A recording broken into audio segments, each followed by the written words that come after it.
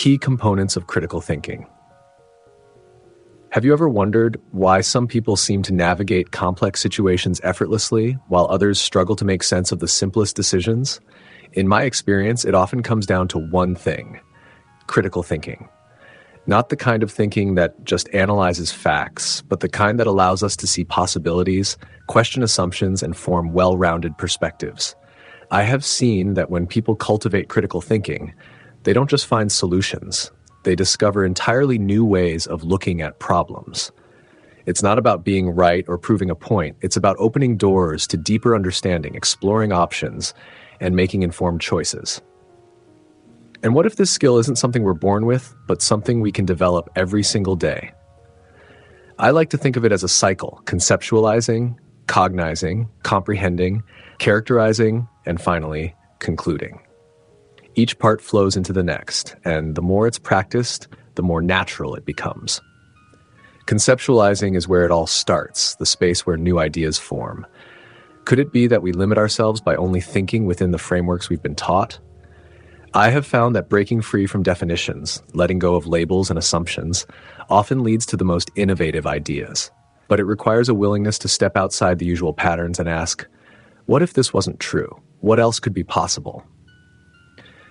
It's like giving the mind permission to explore without immediately shutting down ideas as unrealistic or impractical.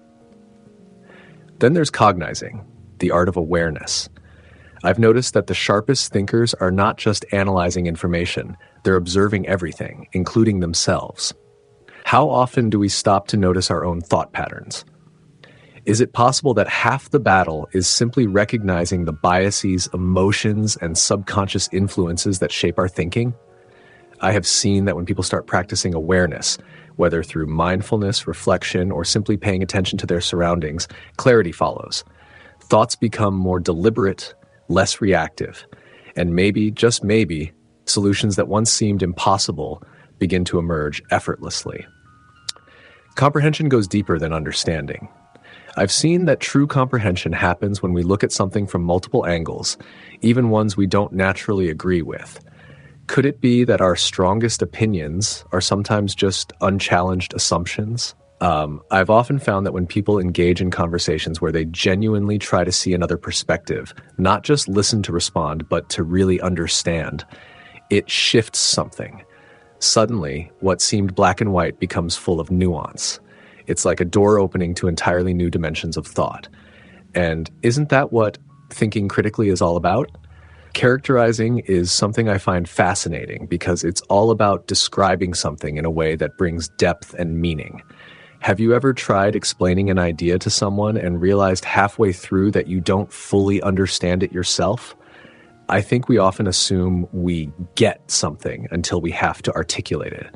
Writing, storytelling, even just putting thoughts into words forces clarity. I've found that when I take the time to define something in detail, to really explore its elements, I gain a much clearer perspective.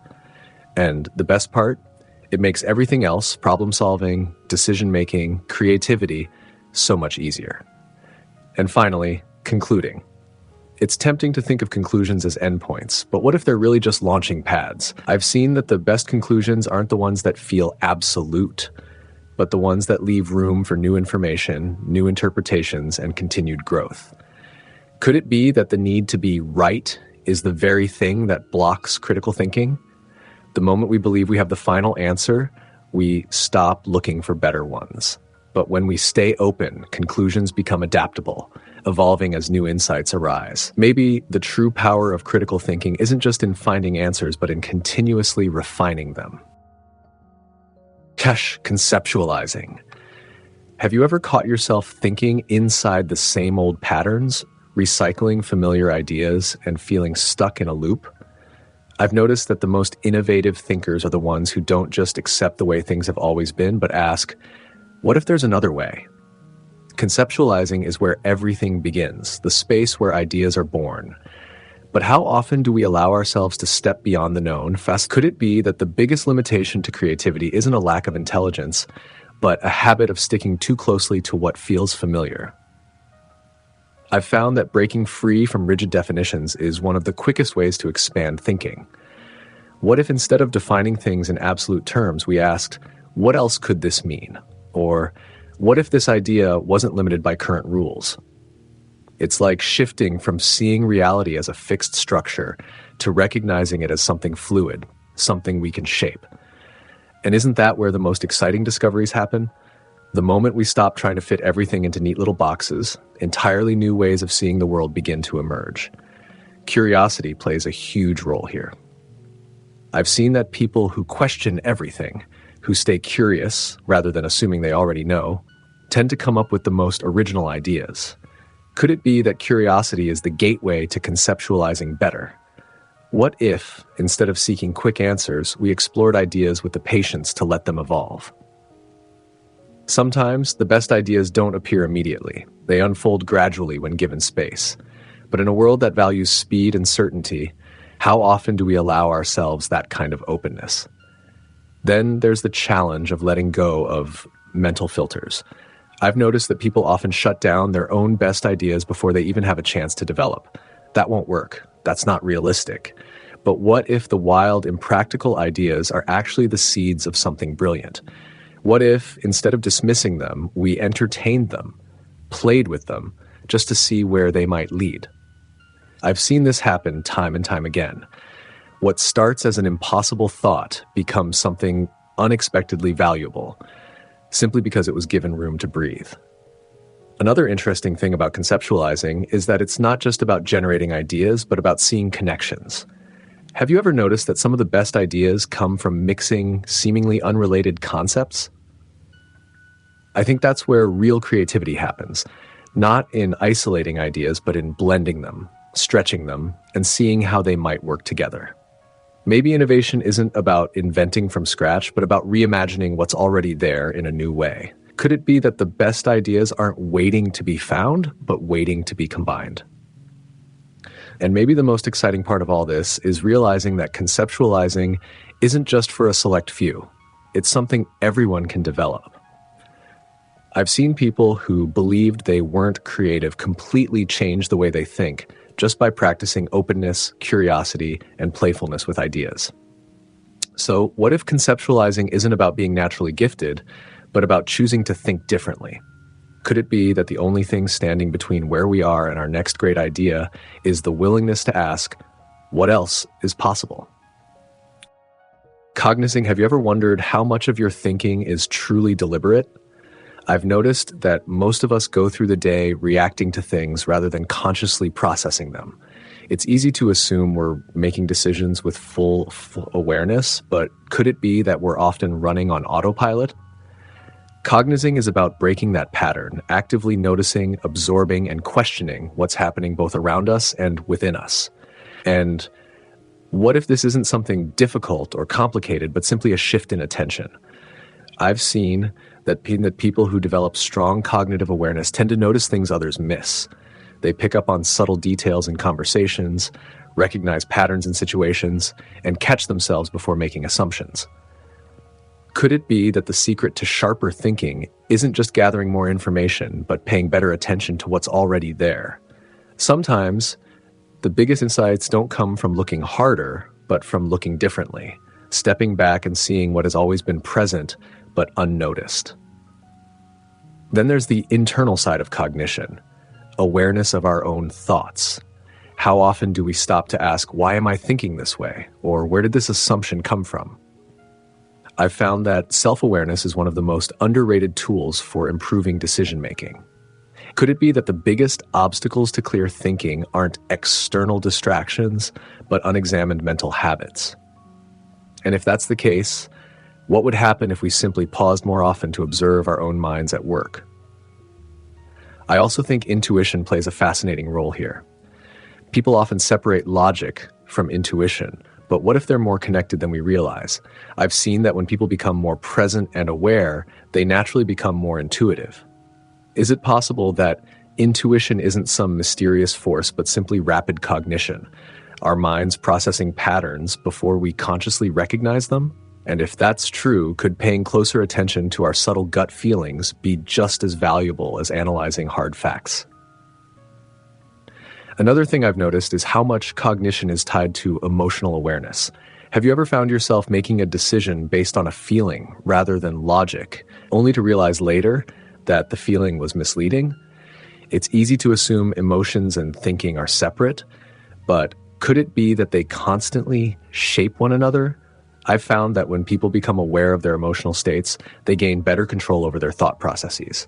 Instead of being pulled by stress, frustration, or excitement, they can pause and ask, is this feeling influencing my judgment?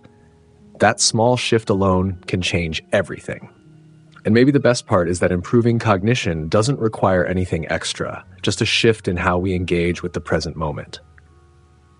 I've seen people go from scattered, overwhelmed thinking to clarity just by practicing simple awareness.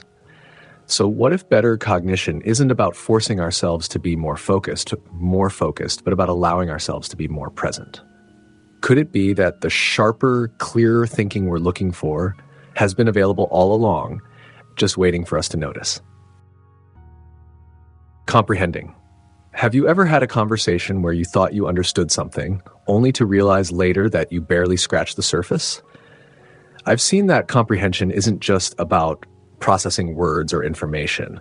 It's about truly absorbing meaning, seeing connections, and recognizing the layers beneath the obvious. Could it be that understanding isn't just about what we know, but how deeply we engage with what's in front of us? I've found that the difference between shallow understanding and deep comprehension often comes down to one simple thing: curiosity. I've noticed that when people assume they already get it, they stop exploring. But what if every idea, every situation, and every person had more depth than we initially see? Have you ever asked a follow-up question and suddenly uncovered a whole new perspective you hadn't considered? I think real comprehension starts with a willingness to go beyond the surface, to challenge assumptions, to ask why and what else, instead of just nodding along.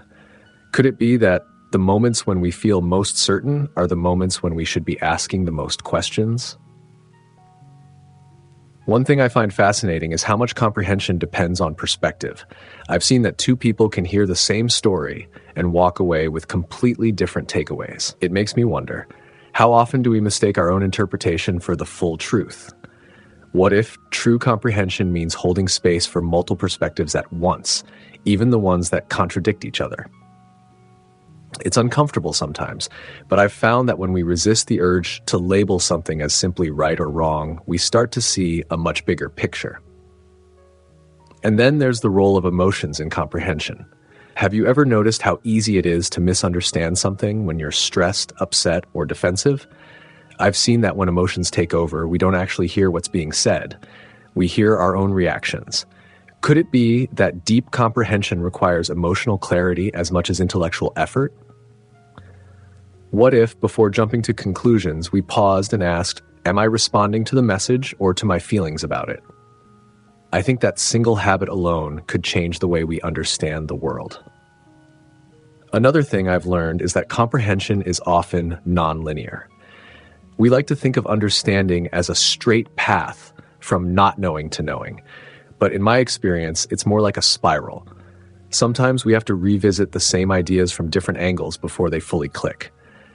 Have you ever had a moment where something finally made sense, but only after hearing it in a new way? Could it be that comprehension isn't a one-time event, but an ongoing process, deepening every time we engage with an idea from a fresh perspective? And maybe the most exciting part is that comprehension isn't about having all the answers. It's about staying open to continuous learning. I've seen that the best thinkers aren't the ones who claim to understand everything, but the ones who constantly look for what they might be missing. So, what if the key to deeper comprehension isn't just knowledge, but humility? Could it be that the more we acknowledge what we don't know, the more space we create for true understanding? Characterizing. Have you ever tried to explain something and realized mid-sentence that you didn't actually understand it as well as you thought? I've noticed that the moment we put something into words, whether by speaking, writing, or even just describing it in our own minds, we start to see its gaps, its contradictions, and sometimes its deeper truths. Could it be that the act of defining something isn't just about communication, but about clarifying our own thoughts? I found that when people take the time to articulate an idea fully, they don't just make it clearer for others, they make it clearer for themselves. And I've seen that characterizing is more than just describing something accurately. It's about capturing its essence. Have you ever noticed how two people can describe the same thing in completely different ways? It makes me wonder how much of what we know is actually shaped by the way we frame it. What if the way we describe something changes the way we perceive it? I've found that when we choose our words carefully, we can shift perspectives, open new possibilities, and even change the way we feel about a situation. Could it be that language isn't just a tool for communication, but a tool for shaping reality? Another interesting thing I've observed is how much clarity comes from contrast. Have you ever tried defining something by explaining what it's not? Sometimes the easiest way to understand something is by setting it against its opposite. Light makes us see darkness, structure makes us notice chaos, and kindness makes cruelty more obvious. Could it be that we only truly grasp something when we see what exists on the other side of it? I've found that by recognizing what something is not, we can sharpen our understanding of what it is. I also think that characterizing isn't just about definition, it's about perspective. Have you ever described something one way, then heard someone else describe it completely differently, and suddenly your entire view of it shifted? It makes me wonder, how many of our beliefs are just habits of description? What if, instead of saying, "This is just how things are," we asked, "What other way could I describe this?" I've noticed that even the smallest shifts in wording can completely change the way we approach a problem, an idea, or even a relationship. Then there's the question of depth. Have you ever read something that felt hollow, even though all the right words were there? I've found that real characterization comes from more than just listing details. It comes from capturing meaning.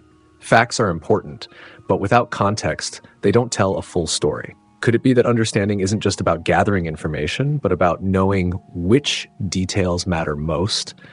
I've seen that when people focus on what gives something depth, its purpose, its impact, its nuances, they create descriptions that actually resonate rather than just inform.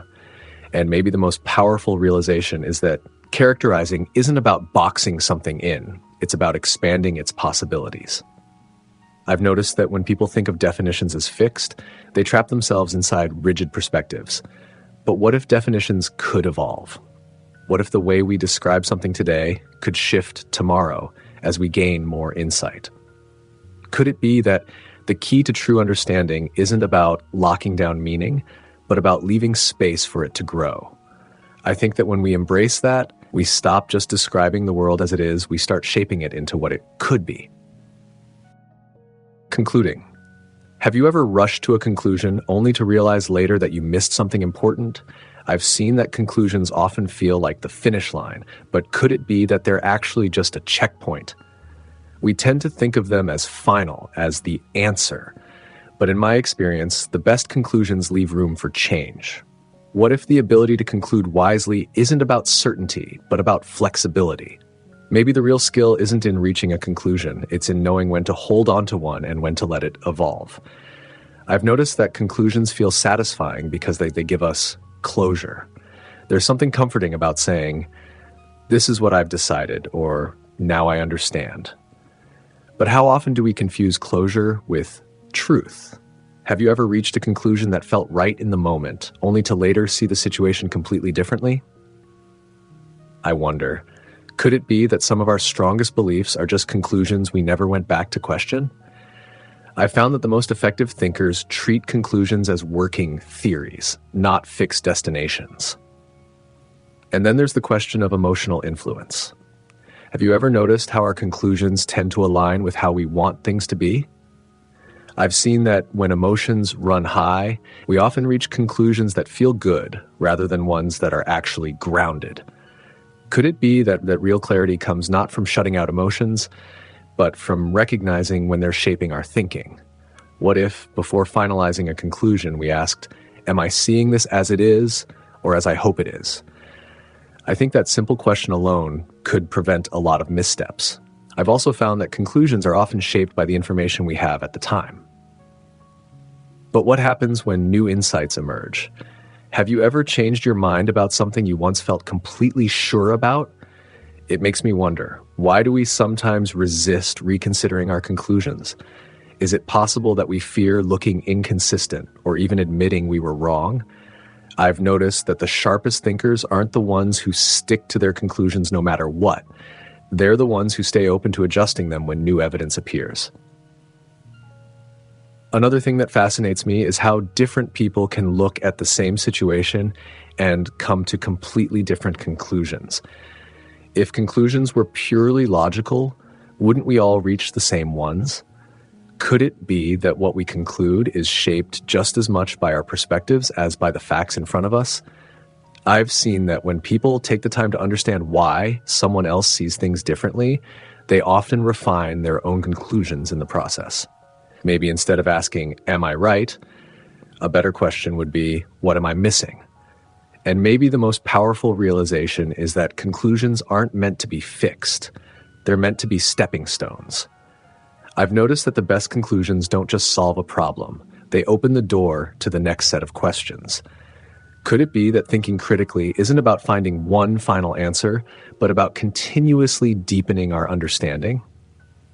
Maybe the real strength in concluding isn't about getting everything perfectly right. It's about staying open to seeing things more clearly, again and again.